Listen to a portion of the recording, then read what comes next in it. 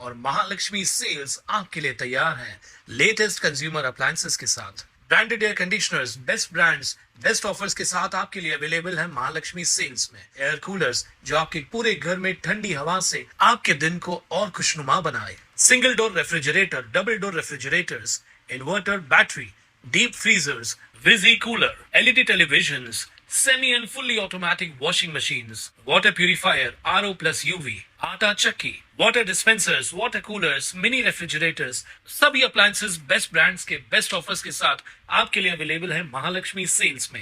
कुळगाव बदलापूर ग्रामीण पोलीस ठाण्यात दाखल असलेल्या गुन्ह्यातील आरोपी तथा भारतीय जनता पक्षाचे वांगणी ग्रामपंचायतीचे उपसरपंच अमित शेलार यांना अद्याप अटक न झाल्यानं वांगणीतील राजकीय वर्तुळात चर्चांना उधाण आलंय। काही दिवसांपूर्वी अंतर्गत वादातून कट रचून ग्रामपंचायत सदस्य रुपेश गवळी यांच्यावर प्राणघातक हल्ला केल्याचा आरोप अमित शेलार यांच्यावर करण्यात आला होता।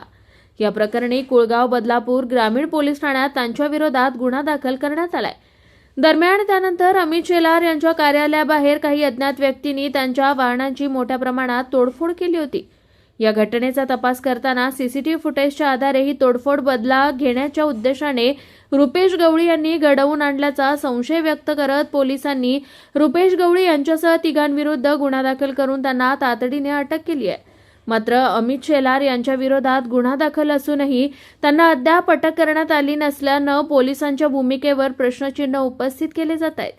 तसेच अमित शेलार यांच्या विरोधात यापूर्वीही विविध स्वरूपाचे गुन्हे दाखल असल्याची माहिती समोर येते आहे।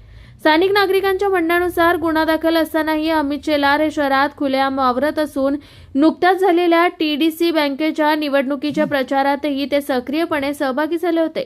एवढंच नव्हे तर निवडणुकीतील विजयानंतर झालेल्या जल्लोष कार्यक्रमातही ते भाजप पदाधिकाऱ्यांसोबत उपस्थित असल्याचं दिसून आलंय। त्यामुळे त्यांना राजकीय आश्रय मिळत असल्याची चर्चा वांगणी परिसरात रंगू लागली आहे। या सर्व घडामोडींमुळे वांगणीतील राजकीय वातावरण तापलं असून या प्रकरणात कुळगाव बदलापूर ग्रामीण पोलीस पुढे कोणती भूमिका घेतात याकडे सर्वांचंच लक्ष लागलंय। Bureau report Swanand media Badlapur. ताज्या घडामोडींसाठी स्वानंद न्यूजला सबस्क्राइब करा आणि बेल आयकॉनवर क्लिक करा।